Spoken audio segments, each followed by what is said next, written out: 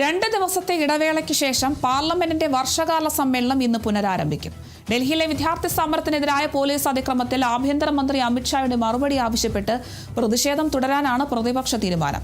അതേസമയം കേരളത്തിന്റെ പേര് കേരളം എന്നാക്കുന്നതിനുള്ള ബില്ല് ലോക്സഭയിൽ അവതരിപ്പിക്കും. ആഭ്യന്തരമന്ത്രി അമിത്ഷാ ബില്ല് അവതരിപ്പിക്കുമെന്നാണ് വിവരം. എന്നാൽ അമിത്ഷാ എത്തുമോ എന്നതിൽ ആകാംക്ഷ തുടരുകയാണ്. വിവരങ്ങളുമായി ആന്റണി ജസ്റ്റോർ ചേരുന്നു. ആന്റണി, എന്തായാലും വലിയ രീതിയിലുള്ള പ്രതിഷേധമാണ് പ്രതിപക്ഷത്തിന്റെ ഭാഗത്തുനിന്ന് കഴിഞ്ഞ ദിവസങ്ങളിലൊക്കെ സഭ കൂടുമ്പോഴൊക്കെ നമ്മൾ കണ്ടത്. എന്തായാലും ഇന്ന് അമിത്ഷാ ബില്ല് അവതരിപ്പിക്കാൻ എത്തുമെന്നാണ് അറിയുന്നത്. ഇന്ന് അമിത്ഷാ മറുപടി പറയുമോ എന്നതിലും ആകാംക്ഷയുണ്ട്. വിശദാംശങ്ങൾ എങ്ങനെയാണ്?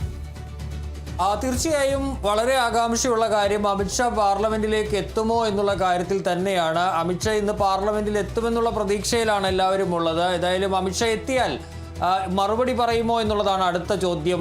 ഡൽഹിയിൽ വിദ്യാർത്ഥി സമരത്തിനെതിരായുണ്ടായ പോലീസ് അതിക്രമത്തിൽ പ്രതിപക്ഷം ആവശ്യപ്പെടുന്നത് പോലെ അങ്ങനെ 2 ചോദ്യങ്ങളാണ് ഇന്ന് പാർലമെന്റുമായി ബന്ധപ്പെട്ട് ബാക്കി നിൽക്കുന്നത്. ഏതായാലും ഇന്ന് അമിത്ഷാ പാർലമെന്റിലേക്ക് വരും എന്ന് പ്രതീക്ഷിക്കുന്നതിന് കാരണം കേരള, നമ്മുടെ സംസ്ഥാനത്തിൻ്റെ പേര് കേരള എന്നതിൽ നിന്ന് കേരളം എന്നാക്കുന്ന ബില്ല് ലോക്സഭയിൽ ഇന്ന് അവതരിപ്പിക്കുകയാണ്. നേരത്തെ അത് സംബന്ധിച്ചുള്ള ഉത്തരവൊക്കെ ഇറങ്ങിയിരുന്നു, ഔദ്യോഗികമായ പേര് മാറ്റുന്നതിനുള്ളത്. പക്ഷേ അത് നിയമമായി പാർലമെന്റ് അത് പാസ്സാക്കേണ്ടതുണ്ട്. അതിൻ്റെ അടിസ്ഥാനത്തിലാണ് ആ ബില്ല് ലോക്സഭയിലേക്ക് കൊണ്ടുവരുന്നത്.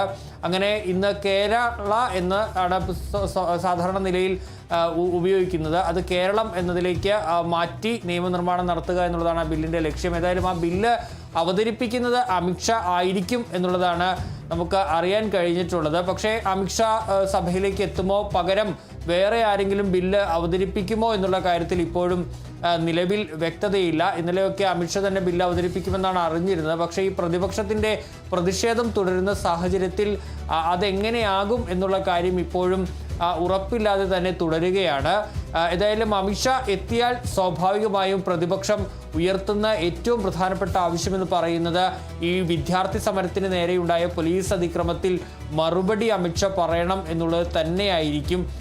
അതിൽ വലിയ പ്രതിഷേധമുണ്ടാകും. അമിത്ഷാ പക്ഷേ അതിന് മറുപടി പറയാൻ തയ്യാറാകുമോ എന്നുള്ള കാര്യവും നമുക്ക് അറിയാൻ വേണ്ടി കഴിയില്ല. ഏതായാലും അത്തരത്തിലൊരു തീരുമാനം കേന്ദ്ര സർക്കാരിൻ്റെ ഭാഗത്തു നിന്നില്ല എന്ന് തന്നെയാണ് മനസ്സിലാക്കാൻ കഴിയുന്നത്. കാരണം കഴിഞ്ഞ കുറച്ച് ദിവസങ്ങളായി ഈ ആവശ്യം പ്രതിപക്ഷം ശക്തമായി ഉന്നയിക്കുമ്പോഴും ഒരിക്കൽ പോലും അമിത്ഷാ സഭകളിലേക്ക് എത്തുന്ന സാഹചര്യം ഉണ്ടായിട്ടില്ല. സാധാരണ നിലയിലുള്ള സഭാ നടപടികളിൽ പോലും അമിത്ഷാ പങ്കെടുക്കാനായി എത്തിയിട്ടില്ല. അങ്ങനെ ഒരു ഘട്ടത്തിൽ ഈ ബില്ല് അവതരണത്തിനെത്തുമ്പോഴും പ്രതിപക്ഷത്തിൻ്റെ ആവശ്യത്തിന് വഴങ്ങുമോ എന്നുള്ള ചോദ്യം ബാക്കിയാണ്. ഏതായാലും പ്രതിപക്ഷം ഇന്നും പ്രതിഷേധം തുടരും. രാജ്യസഭയിലും ലോക്സഭയിലും ഈ മറുപടി ലഭിക്കും വരെ പ്രതിഷേധം തുടരുമെന്ന് തന്നെയാണ് പ്രതിപക്ഷം അറിയിച്ചിരിക്കുന്നത്. ഇനി 13-ാം തീയതി വരെയാണ് സഭ ചേരുന്നത്.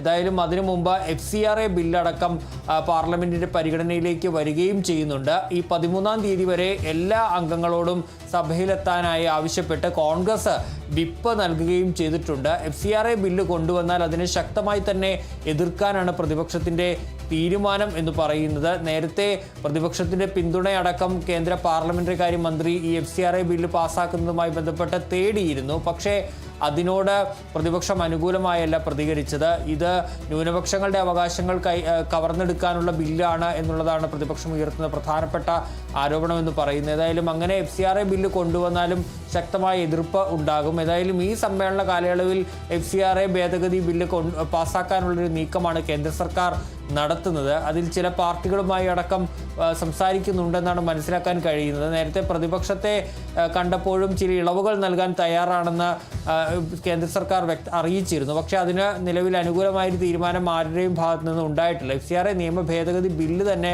റദ്ദാക്കണമെന്ന ആവശ്യമാണ് ഉയർത്തുന്നത്. ഏതായാലും ആ ബില്ലും പാർലമെന്റിന്റെ പരിഗണനയിലേക്ക് വരികയും ചെയ്യുന്നുണ്ട്. അതുപോലെ തന്നെയാണ് കേരളത്തിൻ്റെ പേര് കേരള എന്നതിന് പകരം കേരളം എന്നാക്കുന്ന ബില്ല് കൂടി ഇന്ന് പാർലമെന്റിലേക്ക് വരുന്നത്. ഏതായാലും പ്രതിപക്ഷത്തിൻ്റെ പ്രതിഷേധം ഈ വിദ്യാർത്ഥി സമരത്തിൽ അമിത്ഷായുടെ മറുപടി ആവശ്യപ്പെട്ട് തുടരും. അതുപോലെ തന്നെ ഈ അയോധ്യ സംഭാവന കൊള്ളക്കേസിലും കഴിഞ്ഞ ദിവസങ്ങളിലൊക്കെ പ്രതിഷേധം ശക്തമായി തന്നെ ഉയരുന്നുണ്ട്. പ്രധാനമന്ത്രി ഇക്കാര്യത്തിൽ മറുപടി പറയണമെന്നുള്ളതാണ് പ്രതിപക്ഷത്തിൻ്റെ ആവശ്യം. പ്രധാനമന്ത്രിയും സഭയിലേക്ക് എത്തുന്നില്ല എന്നുള്ള കാര്യം കഴിഞ്ഞ ദിവസവും മല്ലികാർജ്ജുൻ ഖാർഗെ ചൂണ്ടിക്കാണിച്ചിരുന്നു. അമിത്ഷായും പ്രധാനമന്ത്രിയും സഭയിലെത്തണം എന്നുള്ള ആവശ്യം കോൺഗ്രസ് അടക്കം ഉന്നയിക്കുകയും ചെയ്തിരുന്നു. ഏതായാലും കേന്ദ്ര സർക്കാർ ഇതിനോട് അനുകൂലമായി നിൽക്കുന്നില്ല.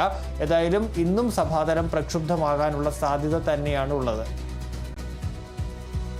ശരി, വ്യക്തമാണ്. എന്തായാലും പാർലമെന്റിന്റെ വർഷകാല സമ്മേളനം ഇന്ന് പുനരാരംഭിക്കുമ്പോൾ വീണ്ടും പ്രതിപക്ഷത്തിന്റെ ഒരു പ്രതിഷേധം തന്നെയാണ് പ്രതീക്ഷിക്കുന്നത്. അമിത്ഷാ ഇന്ന് സഭയിൽ എത്തുമോ എന്നതിലും ആകാംക്ഷയുണ്ട്. എന്തായാലും അമിത്ഷായുടെ മറുപടി ആവശ്യപ്പെട്ടാണ് പ്രതിപക്ഷം ഇന്നും പ്രതിഷേധം തുടരാനാണ് തീരുമാനം. കൂടുതൽ വിശദാംശങ്ങൾ നൽകിയത് ആന്റണി ജോർജാണ്.